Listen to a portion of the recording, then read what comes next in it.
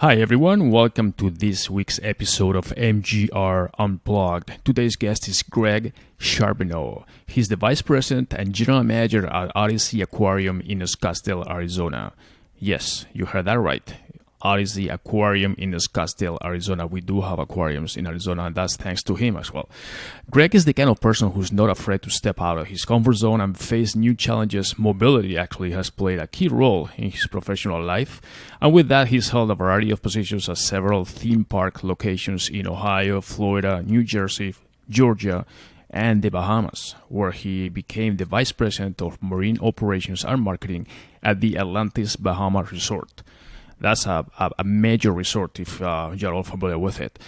But that wasn't it. If that wasn't enough for him, he actually decided to transition, and next challenge for him will be to move all the way across the mainland USA to tackle yet another major operation and start up the Southwest largest public aquarium, expanding over 200,000 square feet, 2 million gallons of water, 60 exhibits, and about 30,000 sea creatures. And he told me that. I didn't count them. I think they are about 30,000, but I had to take his word for it, and over 500 species. So anyways, I had a great time chatting with him. It was it was a lot of fun. I wish I would, the room where we actually had the interview was fantastic. It's called the Investor Room. And it had like a huge window behind us with a view of the aquarium with sea rays and sharks and all kinds of other fish and species. It was fantastic, and I learned a lot about things that happen behind the scenes. I'm sure everybody in the audience has been to an aquarium at some point in their life, but it's incredible the challenges that these team members at the aquariums go to make sure that everything goes smoothly as it should be, So there's a lot of little details that are unknown by people, and we talk about some of them. I hope you guys have a lot of fun with this podcast as well. And without further ado, here's Greg Charbeneau. All right, so Greg, thank you for joining me today at MGR Unplugged. Thank you for making the time. I know you're a busy person, and catching you on a Friday must be like a bonus for me. Thank you for having me. Friday is a good day. So I know, it's perfect. Yeah, I have to tell you, from all the podcasts that I've done, this setup, and I will take pictures for the audience to see, is fantastic. When I was trying to tell people I like to do podcasts in my office because I control the environment and the sound, and most importantly, I actually take people away from their office because they're always distracted with phones and this and that. Your assistants told me that this room, the investor room, will be the perfect location. And I was kind of like, everything is the perfect location until it's not. But when I walked in here and I saw this huge background that I have with sea rays and sharks and all kinds, it's like a huge window to the ocean, basically. And you don't see that in Arizona very frequently. So I'm really impressed. Yeah, this is our VIP room, our private room for our investors and VIPs, and it's a wonderful room. It's peaceful, tranquil, quiet, and I'll tell you have investors out there. You don't convince them here. I don't know what you can do. Yeah, they have private access to it. So this is fantastic. All right, so let me get started briefly with your background. Obviously, we were just talking briefly before the podcast, and you are now 55, which is a beautiful age, the double nickel. I'm to 55 too, and people already know it. So at least for the entire year.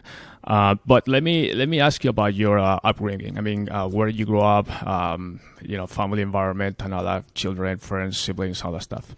Yeah, well, I grew up in Michigan, outside of Detroit, about 45 minutes north, Fraser, Mount Clemens area. I'm oldest of 5 boys. Mom and dad were professionals. My dad was a pharmacist. My mom was a nurse. And growing up as a kid, I always used to say, yeah, my dad pushes drug and my mom works nights because she worked the night shift. So, it was a typical boy household, that's for sure. Beautiful. And were you always there, or did you move around as you grew up to different cities? Or I grew up in the house that I was born in. Grew Okay. up there until I went away to college, and then moved off to Florida after college. So I pretty stable family in terms of did not move around. Did not have a military background. One of my brothers did join the military. He was in the Marines for over 20 years, so he moved around quite a bit. And where did you go to school? To a college? Went to Bowling Green State University in Ohio. Believe it or not. And and then you studied marine biology. That's what I read. I did. That's amazing. I did. You know, when I went to college, I originally wanted to be a school teacher and a swim coach. And I remember freshman year, one of my teammates, Rick, he and I were talking, you know, typical, hey, what are you majoring in? He said, marine biology. And I don't know what it was, but it just snapped me back to some childhood days and memories. What childhood experiences you had related to marine biology growing up? I mean, that I honestly, all my knowledge of marine biology is what I see when I watch Discovery Channel shows, and I see these guys that are. I grew up by the ocean myself, so I love the ocean. I love marine life in general and marine or water sports. But when I have the image of a marine biologist, it's basically a person that is studying like marine life in general, like growth patterns and migrations and things like that. And they're always with experiments in labs and things. And so what made you, did you have any background knowledge of what a marine biology is?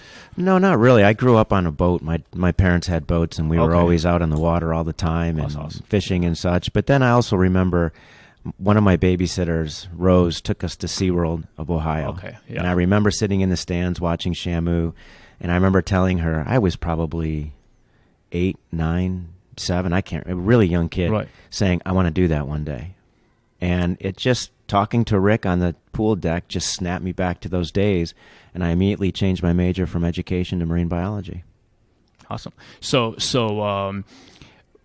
was it what you expected? It is one thing you're imagining, like your vision, or saying, yeah, I want to be a marine biologist, but when you actually started studying, did you ever have a time where you said, maybe this is not what I want to be, or you got actually more and more involved as your years went on? I got pretty entrenched really, really quickly in the marine lab there. I became the undergrad assistant. I was the lab doctor for a period of time, the lab chemist. I always tried to get really involved. I learned early on, as my professor exposed us to other professionals, that I definitely wanted to do marine biology. I knew I wanted to go into the public aquarium arena, not necessarily research as an NGO or academics. And then I also quickly learned within probably my junior, senior year of college that I really wanted to pursue marine biology, but I also wanted to become a business leader one day and be the executive director or the CEO of an aquarium. So I knew that pretty early on. That was kind of my next question, because you have a unique combination of assets between obviously your scientific background, you will, versus or combined with your marketing and business background. So that's not something that you see a lot, And that's one thing that was a contrast for me when I was learning or researching about you, that with that kind of background, you also are extremely successful in the business world. So how did you combine, or how did you transition from the marine biology major to the business side? Really, I became a dry sponge in a bucket of water, and I had some really great mentors as I was growing up, coming up through the ranks on the animal side. When I started out my career with SeaWorld, they had a lot of educational opportunities. They had a lot of different committees. So I joined the ergonomics committee, the safety committee, the dive control board back then. There was this guy that came in and taught you how to move smart, so I offered to be the instructor for the Move Smart. So I participated in every program that the company offered me, but also the bosses and the mentors I had, Ray Davis and Frank Maru and Tim Binder and even Jane Cooper later on in my career, they really knew what I wanted to do, and they were tough on me, but yet they allowed me to do what I wanted to do, to learn the business side so I could take the biological technical skills and marry them with the business side. When you say in SeaWorld, or where location were you at? I started SeaWorld of Ohio right when I graduated. Actually, before I graduated from college, I received a job, SeaWorld of Ohio, working with dolphins, seals, sea lions, and penguins, and that was a summer job, making $5.40 an hour, full-time. Hey, there's nothing wrong with that. No, you're not going to trade stocks, that's for sure. And then shortly there, at the end of the summer, I interviewed for a position down at SeaWorld of Florida in the aquarium department, and I got a 60-cent an hour raise bump and moved down to Florida. Awesome. So what year was this when you went to Florida? That would have been 1987. Okay. Yeah, that's good. So let's go back a little bit to family and your current family. Obviously, you're a married person, and I believe you have 2 daughters. I do, yep. I have 2 wonderful daughters and even more amazing wife. Thank God she puts up with me. My daughters are 26 and 24.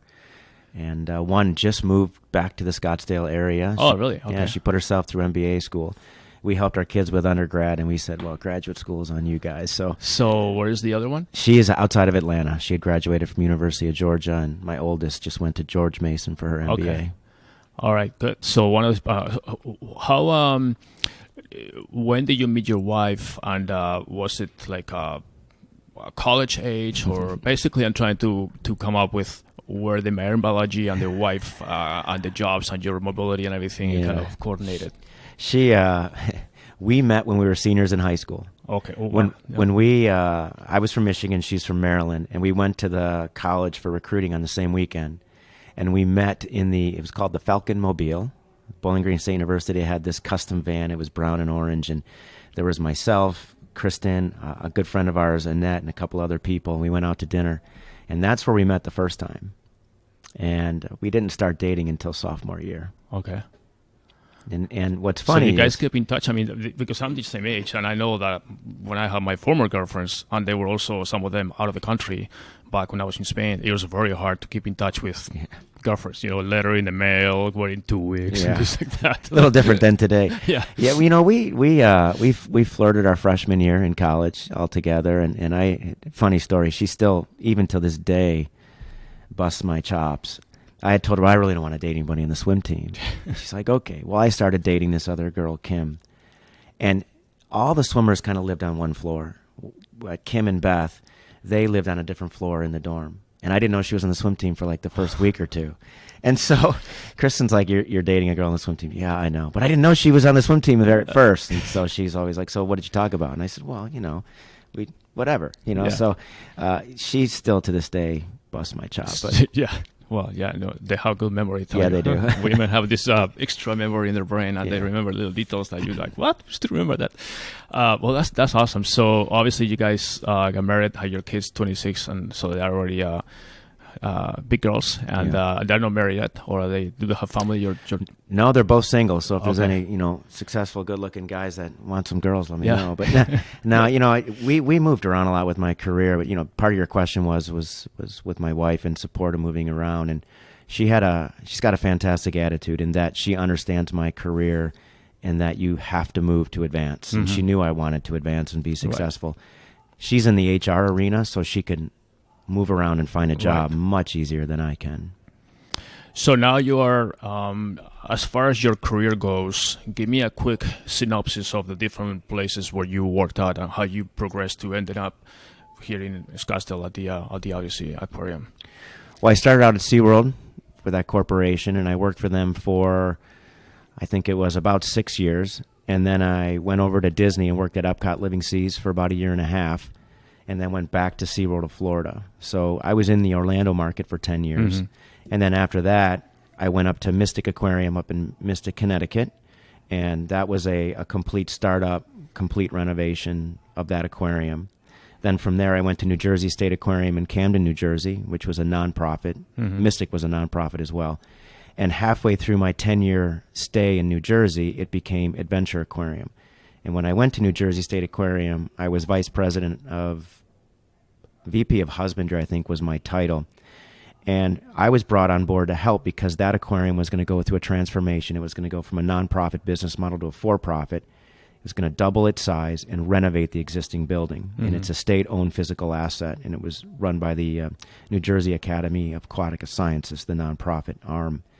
And so in 2004, as I was helping with the expansion and the renovation, I was given the opportunity to interview for the executive director job, and I received it. So in 2004, I became the executive director of Adventure Aquarium. So I had taken it from nonprofit to for-profit, and then created a whole new guest experience program, hired all new staff and such. And then from there, the company moved me down to South Georgia, running a theme park, and that theme park was unique, Wild Adventures down in Valdosta, Georgia.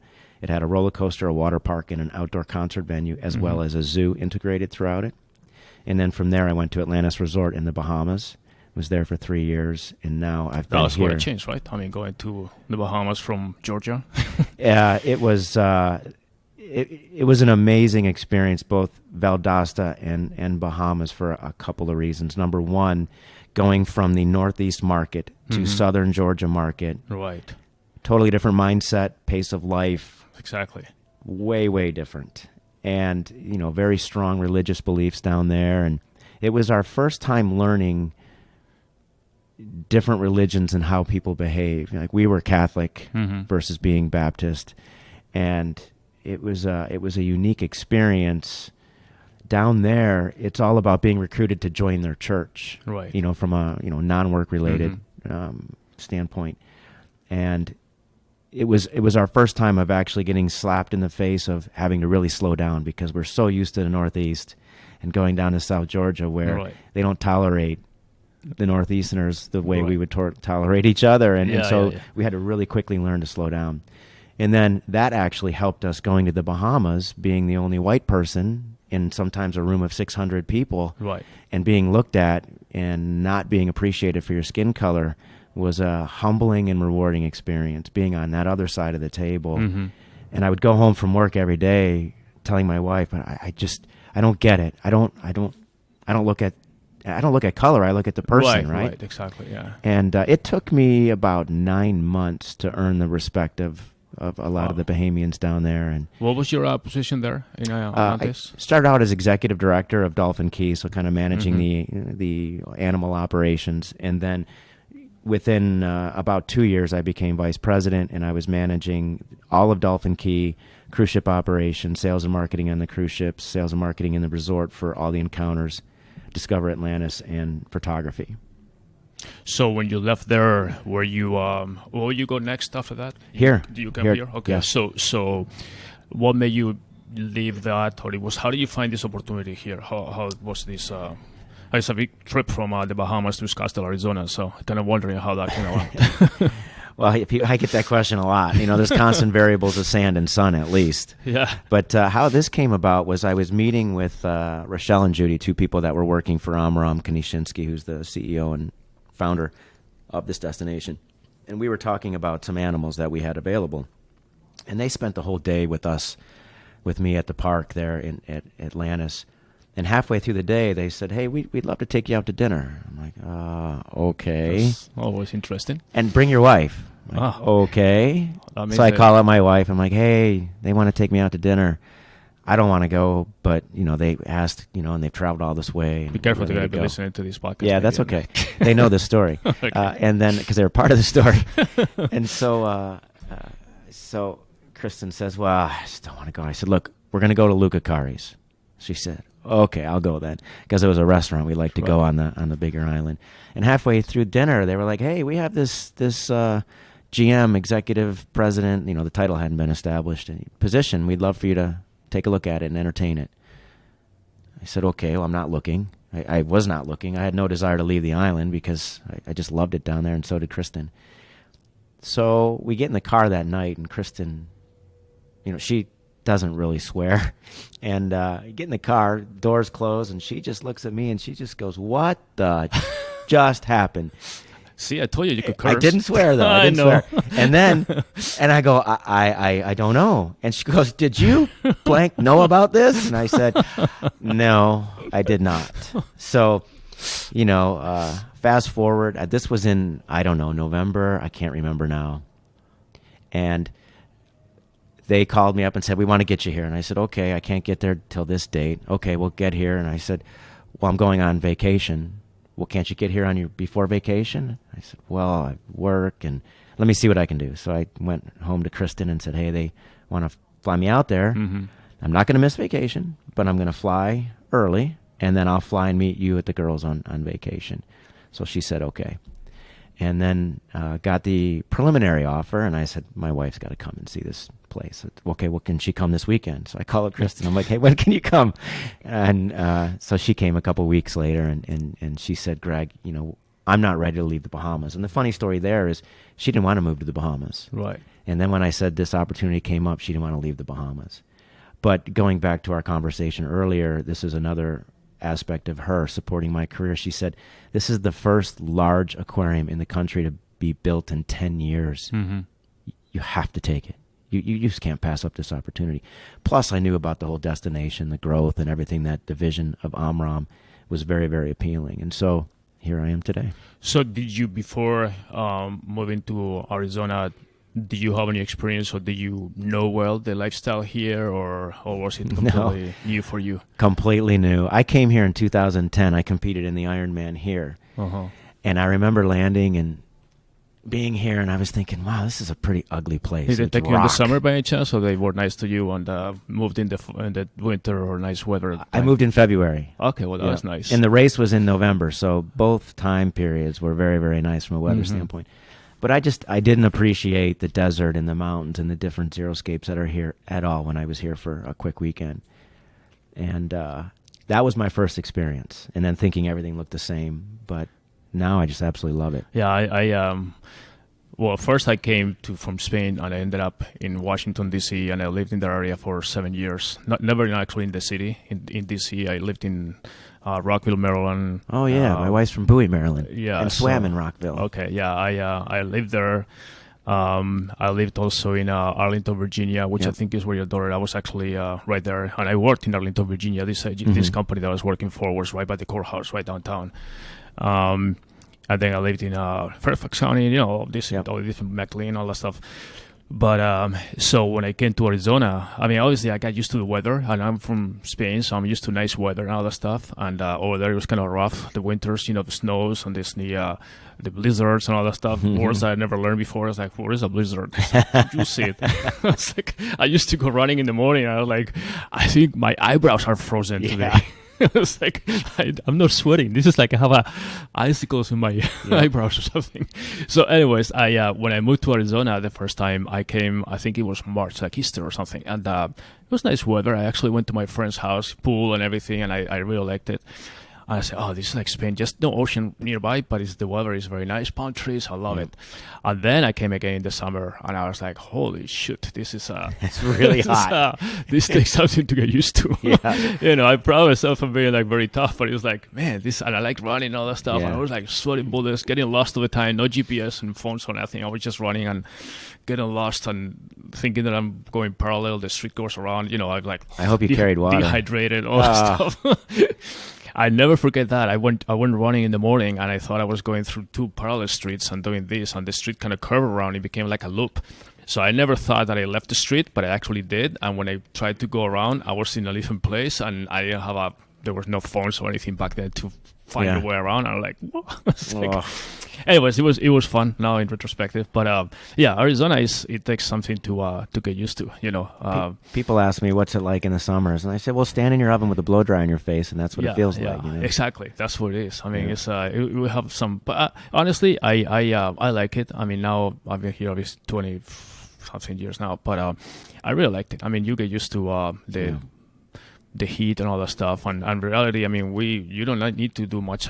I mean, I like to do a lot of outdoor stuff, but still the heat just kind of becomes like a thing that you ignore, It doesn't bother me much. Right. I mean, it's the same thing for me. When you're working or doing something, you're mostly indoors, and then you go hiking or mountain biking or whatever, it's like, okay, you go early, you're going to sweat. That's the whole purpose of the workout. Hydrate yourself, and that's good. So I'll take that over snow and salt and gray skies. Everything. Yeah, I mean, you look at other places and they have all the snow and the salt and the tornadoes and the mudslides and this and that. It's like, you know what? I'll take a little sunstorm every now and then, and I'm done. Well, we're really lucky. We have no natural disasters really per se. Exactly. We got haboobs and some nasty winds, but we don't have hurricanes. And the lifestyle is very nice, much more laid back. Like here, I have time to do stuff. Back east, I was like always running. Like running out of town. The days seem to be shorter there. I don't know. Yeah. Maybe it's like I was never seeing daylight sometimes. Yeah. Leaving early, coming late, always dark. So describe to me now that we're back here we're already moved to Scottsdale. So tell me, what is your typical day like? Obviously, there's no. I'm sure you don't have the same day twice, but normally the part that you control, you get up in the morning. What time? What's your morning routine? What is a normal day in your life? Well, now we get up anywhere between 4:20 and 5:20, and usually do Orange Theory in the morning, and then go home, get ready, pack my lunch, eat some breakfast, and head out the door. I'm usually in the office by between 8:15 and 9:45, depending on what I have going on. All right, so you get up. I'm glad that you said that because I get up at 5 usually, and people think that I'm like totally weirdo. It's like, I'm actually ready to get up. When I get up at 5, I'm awake from 4:30, and I'm thinking, I don't know, it's too early to make noise, or So I'm glad I find some other person that is just as wacko as I am. So you like to go? You go running in the morning, or what are you? I do. Right now, I'm doing a lot of Orange Theory, and then my family decided to do a half marathon in January, so all 4 of us are going to do a half marathon in January, so we're intermittently running and doing Orange Theory, which makes it kind of fun. All right, so exercise, get ready, come to work, and then once you get to work, what is a day like here at the aquarium? Well, like you said, it's never 2 days are alike. There's just so much happening between 20,000 animals, 70 exhibits, 2 million gallons of water, intermixed with miles and miles of electrical conduit. Anything can happen any given day. That is for sure. And then you bring in millions of guests coming through the door and several hundred team members. There's a wide mix of things that happen every single day. We have code atoms, separated childs. We have code silvers. We have fire alarms that go off sometimes. We have really? Wow. We do drills all the time. We have HR meetings. There's just a wide variety of things. And I have, I think it's 13 direct reports. So I try to have one-on-one meetings every week with those folks. We have team meetings. And then my involvement on the corporate side is much bigger than just the aquarium. So I'll be helping to design with Paradise Earth or the hotel that we're going to be building, our San Diego project, or we're working on land deals, with being that we're on Salt River, Pima, Maricopa Indian Community Reservation land. We work with the landowners to try to develop the land. And so the 35 acres that we sit on now has a lease with the landowners, the 52 acres to the north, same thing. So every day it's very, very different. This morning, I had a 2-hour meeting on pricing with combination tickets, incorporating Pangea, who's one of our tenants here at the destination, with the aquarium and butterfly and the Titanic exhibit. So it varies every single day. Did you, with all these things going on, obviously you become almost like a firefighter here. You're putting out fires left and right, which is kind of like what all people at the higher level do. Do you find yourself like that is challenging sometimes? Obviously it's hard to please all the people all the time. Do you find a little uncomfortable sometimes, like saying, okay, well, I know what I need to do, but like second thoughts, thinking, okay, if I do this, it may be upsetting this group or that group, or what is your decision-making process when you have to execute a decision? Every day is a struggle. And I have a mantra where we need to focus in on financial responsibility, team member morale, and guest experience simultaneously with the same level of priority. And it's almost impossible. It's like trying to juggle 3 balls in the air, but you're lifting the 3 balls all at the exact same time and trying to juggle them. It's a constant struggle. And the team member morale is not only with our folks that are on our paycheck, the human beings, but the team members are also the animals. And so we have an immense amount of responsibility to take care of those animals and having a strong animal welfare program. So every day, the decision that I may make or that I may influence has an effect on finances, team member morale, and guest experience every single day. And so if I don't make the right decision, I fail, which is okay. We always learn from it. But in the center, when I make that decision, I think of those 3 things, but then also I look at our mission and vision and say, okay, is this decision going to upset one of the 3 pillars, or I call it the 3-legged stool, because if one gets longer than the other in terms of focus, it gets wobbly. And am I going to go away from the mission and vision that we have as a company? And so my stressful times in making those decisions, I do one of 3 things. I look at the triangle, the 3-legged stool, I look at the mission and vision, and then I also will seek guidance with the team members, the directors that I work with every day, the senior leadership team. I've got a great team, super fortunate to work with the folks that I do, talented. And so I will bounce things off of them as well and just do a gut check sometimes. And so my decision-making tree, so to speak, is stressed every single day, but I try to keep it centered and focused by leveraging those 2 aspects. two questions. One of them is, in making those decisions, do you sometimes find yourself in a situation where it's kind of like a point of no return, that you're going to make a decision where if it doesn't work out the way you planned, there's no way back, like kind of like a burn the boats type situation, thinking, okay, we're going to go full speed this direction, but there's no backup plan. We just need to do it. Yes, I think when it comes to if we want to do a new exhibit, Mm-hmm. and we're expending all of our marketing dollars and using that as our marketing hook, Mm-hmm. and that exhibit becomes a satisfier versus a driver, then it's you're scratching your head going, okay, where did we go wrong? Was it the creative of the marketing advertising campaign? Mm-hmm. Was it the placement of the marketing campaign? Or Right. was it the exhibit itself? Did it not have a product appeal in the marketplace? And those are the big issues. Like, we've had monster fish here with National Geographic. It was a great exhibit, but it wasn't quite the driver we thought it would be. We have Mighty Mike right now. He's the country's largest, one of the largest gators here. He's a great driver, but he's not driving as much as we really, really thought. So that brings me another question. Let me get back to the previous one. So how do you when you make these decisions, you said that that's a stress level. How do you handle the stress? I mean, at the end of the day, I'm not sure what time of the day you actually live here. And if you leave and you are able to block out work and then be a husband and be home and just kind of compartmentalize your life, or if you kind of keep mulling in your head, problems that you've had at work and kind of sharing with your wife, conversation at dinner or something.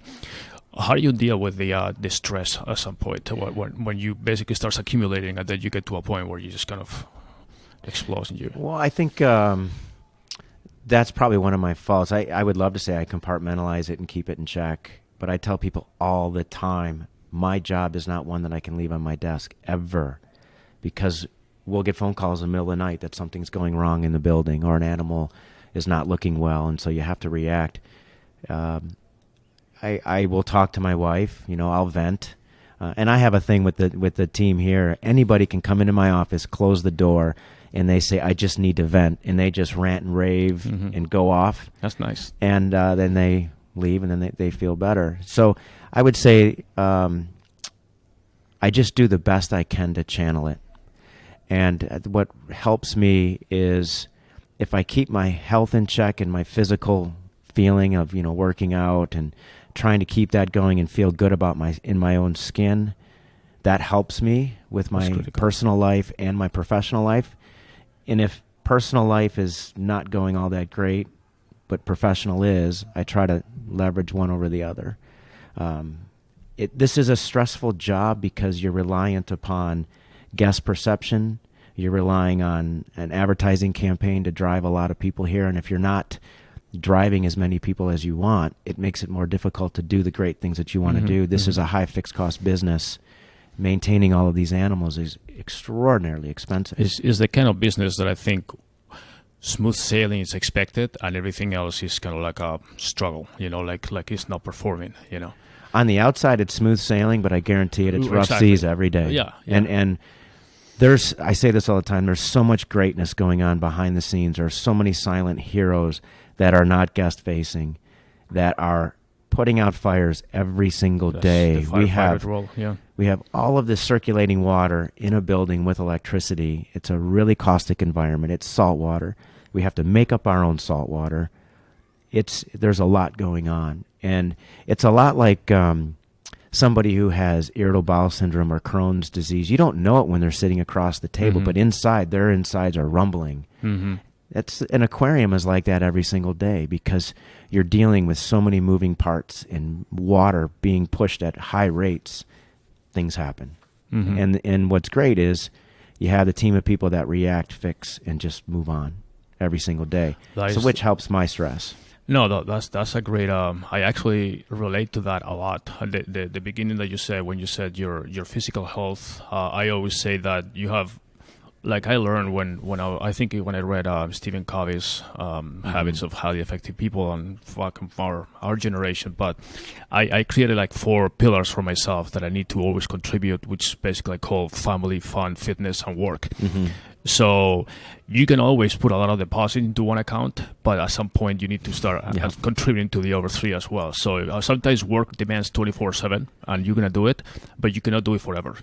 So then your family is gonna suffer, your fitness is gonna suffer, your fund account is gonna suffer, and you need to somehow find a balance where you kind of can deposit time into each of those activities to find the proper health, and fitness and health is the main thing. Otherwise, without that, you cannot do anything. And I agree 100% with you that when I handle stress and everything, as long as I feel mentally and strong physically and good inside my body and thinking I still have the energy to get up in the morning, get my thoughts out of the way and work out and swim or this or that, one bike, whatever, with nature thing, is like, bring me whatever you want. It's just different, different mindset.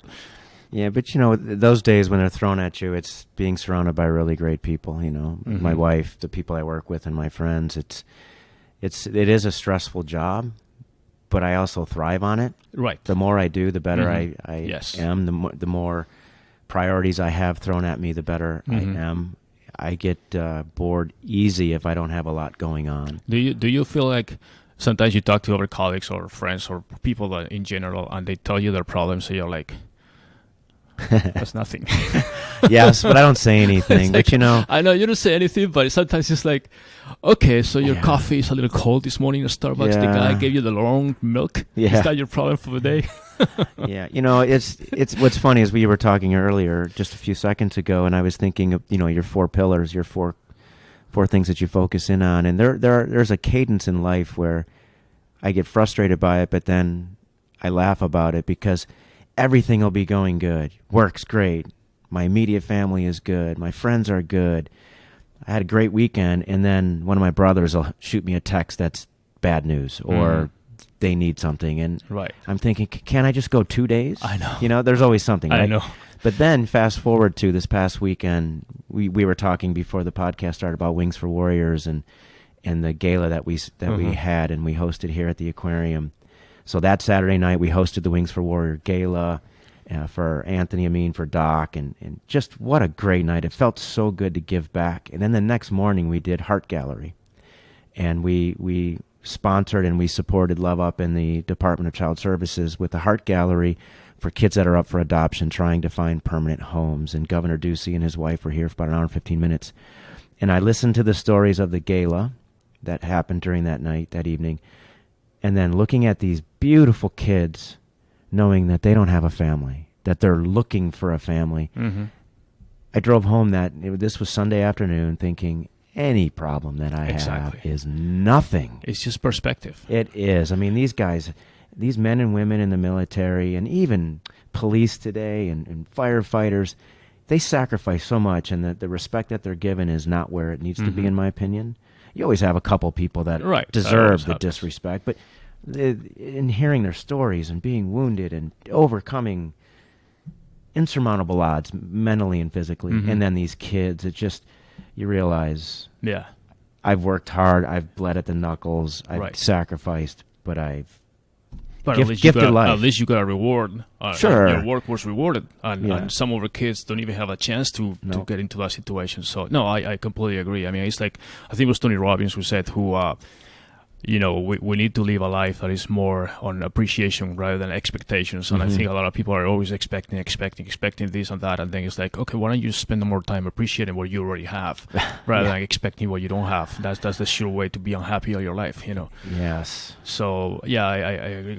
Let me get back to, you said like dealing with stress and then situations with burning balls. You put all your effort into an exhibit or something, it doesn't work out. So do you consider that like a failure or a learning lesson, or how do you handle once you put an effort into a whatever project and it doesn't work out as planned, which is it can happen. I mean, you obviously do your homework, but not everything is as it happens, So do you consider that like, okay, that was a mistake, that was a failure, that was a lesson that we learned, that we're going to do it better next time? How do you get over that situation, or how long does it take it to basically move on and just say, okay?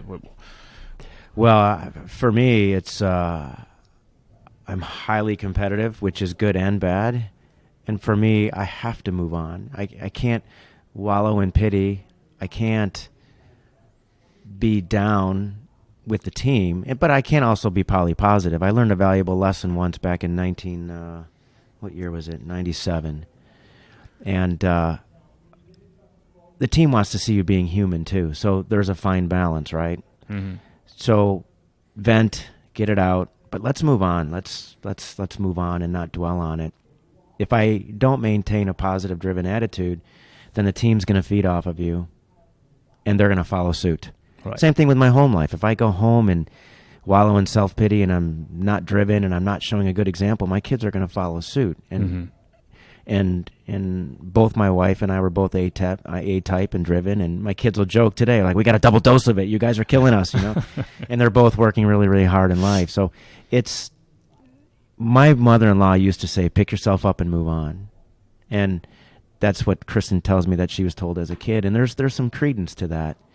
But I think that what I like to try to do is figure out what went wrong. Was it the process of the execution? Was it the planning of the process of the execution? Where did the failure happen? And how do we get insight out of it to make it into a positive so that the team feels good about it? Because the team, every day, they take these failures to heart. I mean, these are, in this field, one thing we haven't talked about yet, you're in this field because you absolutely love it. It's passion-driven. It's emotional. You're not trading stocks. You're not, flipping homes. It's taking care of animals, interacting with guests, and that is an emotionally charged product, if you will.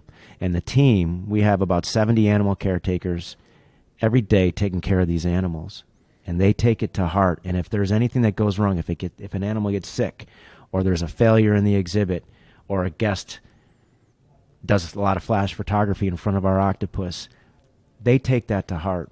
And so figuring out ways to make them feel good about what's going on, recognizing it, learning, and then let's move on. Right. At the end of the day. So obviously there's the business aspect of the aquarium or the location, and then obviously the taking care of the animals, like you said. So how difficult is to do just that, take care of the animals? I mean, I've seen tons of aquariums in my life, most of them in coastal cities, major aquariums, whether it's San Diego, SeaWorld, and things like that, or Monterey, or even Spain, Valencia, whatever. But an aquarium in the desert is something that is obviously a big challenge. You just mentioned before the water, the salt water, the circulation, everything. To me, it's mind-boggling how you can have, right now we have sharks and marine ocean life behind us in a place where in the middle of the desert, 400 miles away from the nearest ocean, It's a great question, and I've been in the business, 32 years now, and I have never worked in an aquarium that could draw water from the ocean, what's called an open system. Exactly. I've always been in a closed system. So for me, this aquarium in the middle of the desert was a non-issue because I've always had to work with closed systems, meaning you take in the raw water from the city, your cold domestic water, you treat that, you clean it up, and then you add in anywhere from 24 to 27 different kinds of salts. You make up the salt water, you age it to some extent, and then you can start using it in all of the exhibits.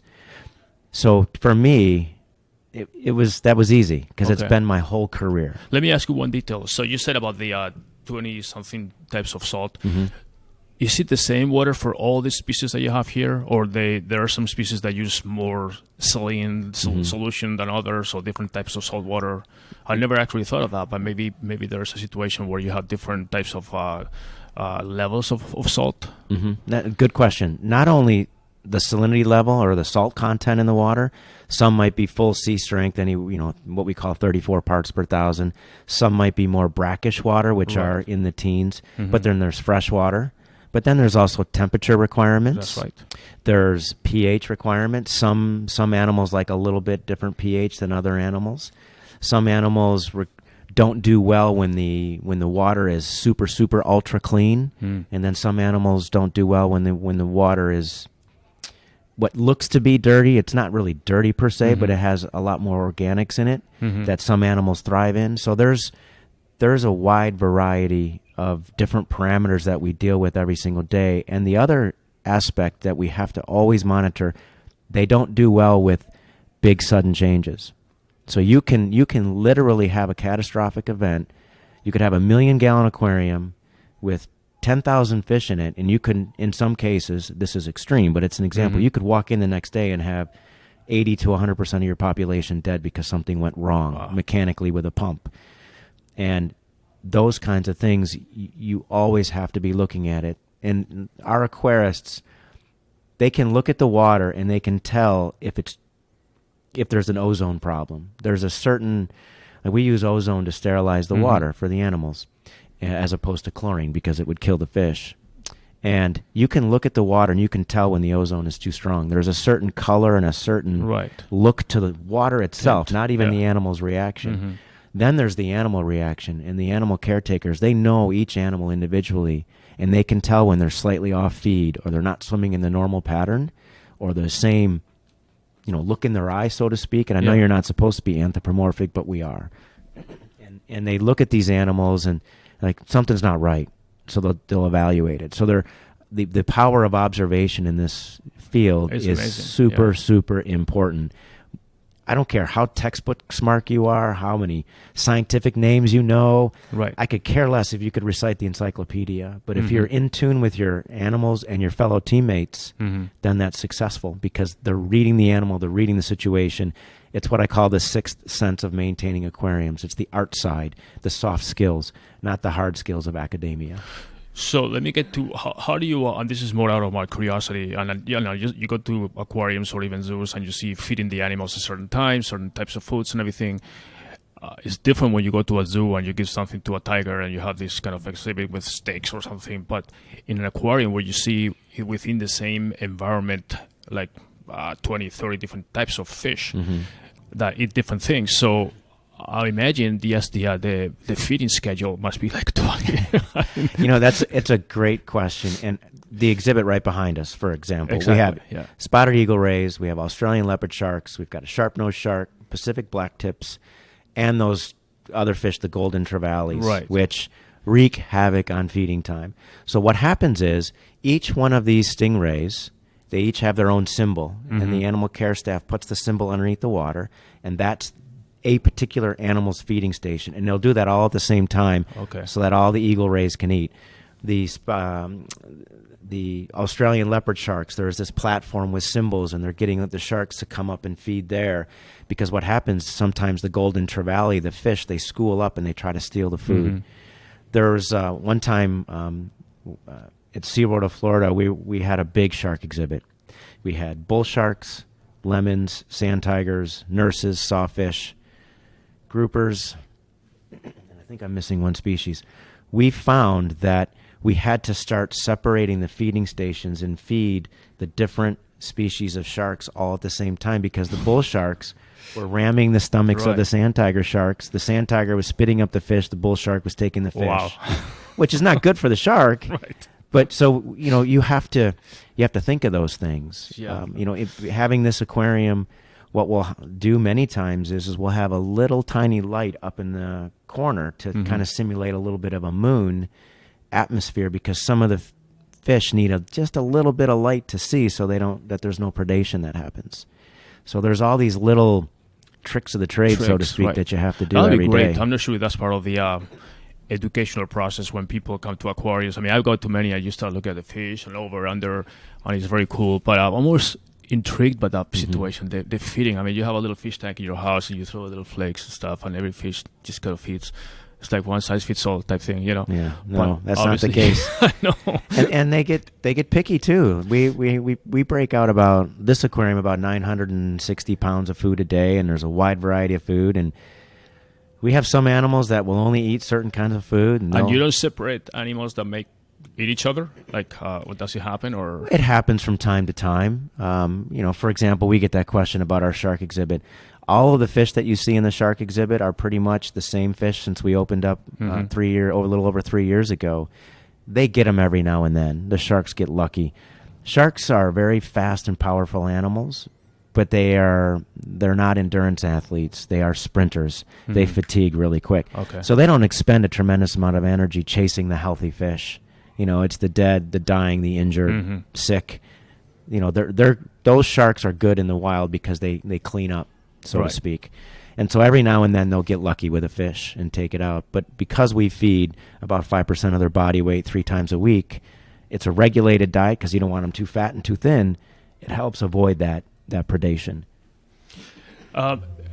Let's get to this aquarium, the actual facility. I know that it had, or I read that it had a pretty intricate design and construction procedure. And I wanted to see if you could explain to me a little more than me just reading what I read. Well, we joke in that there's probably maybe 3 straight lines in this entire building. Right, and right. I think that's where maybe the architect kind of fell asleep just for a little bit Right. and drew a straight line as he or she No rulers. fell forward. That was unique. The other thing is we have several worlds first. Our Odyssey Voyager, it's a rotating theater. We have 5 pods. There's 114 seats in each pod. And every 5 minutes that rotates. And you see a different exhibit every 5 minutes. Nothing like that in the world. We have fish globes that are in our lobby where they're hanging from the ceiling, and the filtration, the life support, is about 178 feet away in a different level. And our animal care team, they have to take a lift every day and go up, clean, maintain, and feed, and then come back down every day. We have Sea Trek upstairs, which is the only one in the world that's indoors in an aquarium and showcases fish from Australia's Great Barrier Reef. Our Great Barrier Reef Tunnel exhibit, we have been told that is the largest collection of fish from Great Barrier Reef in one exhibit in any aquarium. And then we have North America's largest Hawaiian broad rays. We have a lot of unique attributes. We are also the only business in the world where it's okay to take pictures in a bathroom. We have America's best restroom. I don't know. Did you go into it when you entered today? We've got to get you in there. It's a very unique restroom. Okay. We won America's best restroom. You won't find anything like it in the world. So while you're in there, you have views into the shark exhibit. There's no mirror. Wow. The mirror is like that window behind you. Wow. So it's pretty unique. That's awesome. That's awesome. So obviously that just kind of made me think. This is a 24/7 operation, obviously. Yes. People leave whenever they leave, but the animals are still here. So well, we have staff 24/7. Somebody has to be here 24/7, or a shift that is basically always looking and monitoring everything. Everything. It can be like, we're shutting down the lights. The last guest out, last call. No, it's actually, what's interesting is we've got a very robust catering program here where guests can rent out the facility and have a catered event. We actually monitor the decibel level. When bands come in or DJs come in, 80 decibels. That's kind of our ceiling because we don't want to stress out the animals. We also have a curfew. We can only go till a certain time in the night, and then the lights have to be out for the animals. The sound has to come off for the animals. We have to make sure, just like you and I, we have our sleep schedule and our work schedule. You need your melatonin to start working. Yes. And there's some days melatonin is not working and you can't go to sleep. Last night was one of those. Right. Where the animals need their sleep time and their downtime and their me time. And so we have to be. It's actually the opposite. Right. We have to be cognizant of that every single day. On the business side, obviously this is a for-profit aquarium and everything, and you have a lot of different exhibits and everything. What is the main source of revenue for the aquarium? Is it just leisure guest visitors, or do you work with groups mostly? When you were working with your team as far as rates and pricing and all that stuff, I actually think the pricing is very affordable, in my opinion, compared to other places that I've been to. So when it comes to the financials of the aquarium, the revenue, what is the major source of revenue for the aquarium? The major sources are admissions revenue, the gated admission or the tickets. That's the main. And then you have your food and beverage, your retail, and your photography, and then our encounters. We are for profit. It is mainly admissions, and then we have our annual passes as well. But what a lot of people don't know is we do have a nonprofit foundation called OdySea Aquarium Foundation.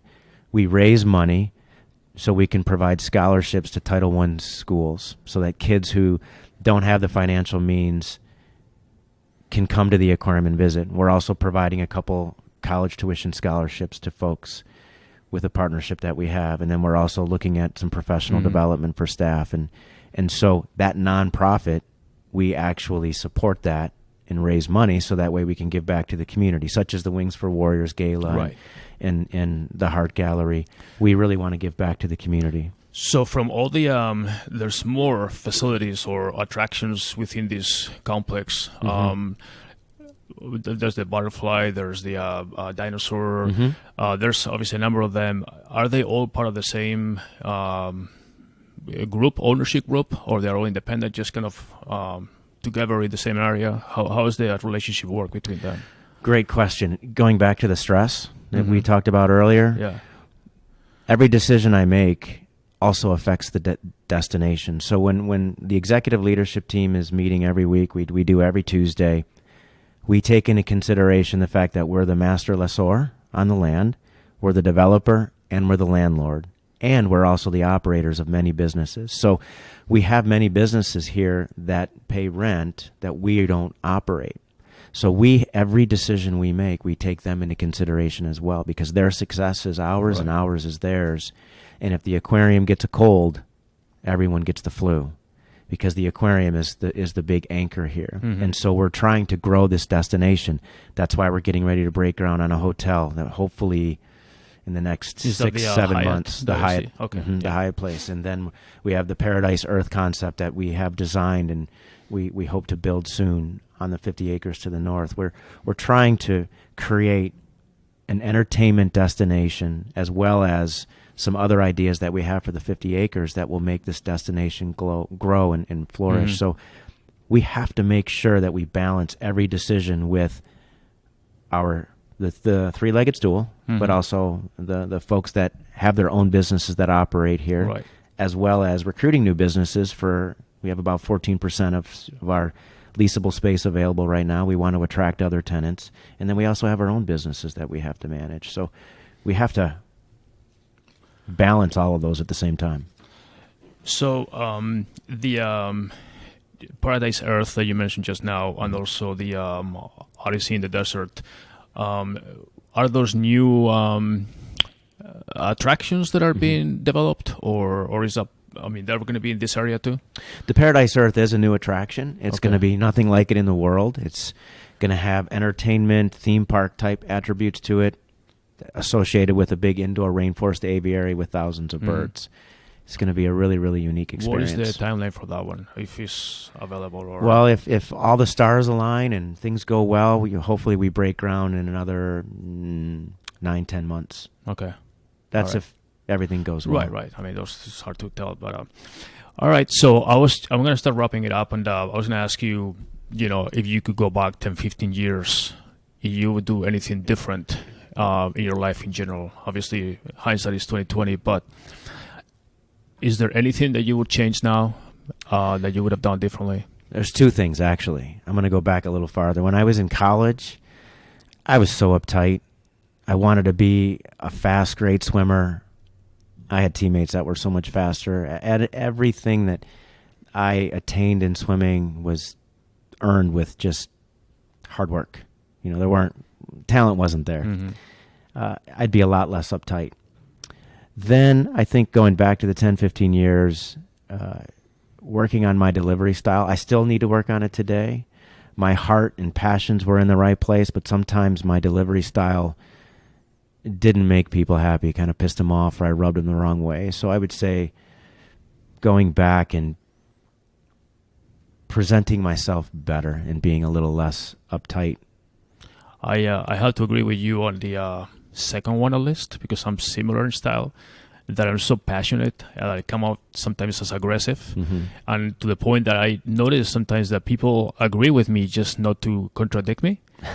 And when I say, well, you don't like that, why don't you say something? And it's like, oh, and it's just a situation. I agree with you. It's just basically maybe saying something in a different way or a little softer, because I've seen situations where I say something and people go along with my idea when they never agree with it from the beginning, or they didn't like it, but they just didn't feel like they had the power or the the strength or anything in personality to contradict me or something. So I kind of watch for that a little more and let other people just express their opinions too. So that's great that you know that. So let's fast forward now, and then where do you see yourself in the next 10, 15 years? Well, this is my last stop in my career, so hopefully in 10, 15 years I'm starting to retire and doing what I'm doing on an expanded level and helping to do more of what I'm doing with the destination. You know, I help oversee the operations here. I'm helping with new business development, tenant relations, and then managing 3 of the businesses here.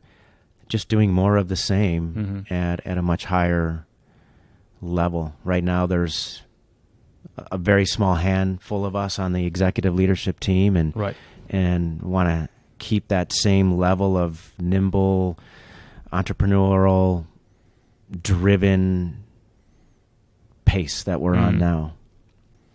Awesome. Well, Greg, this has been great. I really appreciate your time. I've learned a lot. Thank you. It was great. I look forward to maybe catching up with you in a few months again. Sounds good. And thank you for your time. I was going to ask you where can people find more about the aquarium and everything, but every show that we do has show notes on our webpage and everything where we put a little synopsis of the conversation, obviously, and then all the links to all your social media, website, pages, everything else. So we'll definitely promote it. So people that go through all the podcast networks, they can just click there and go to your website and everything else. So wonderful. Thank you for your time, and I will talk again soon. Thank you. All right. Appreciate it. Thank you.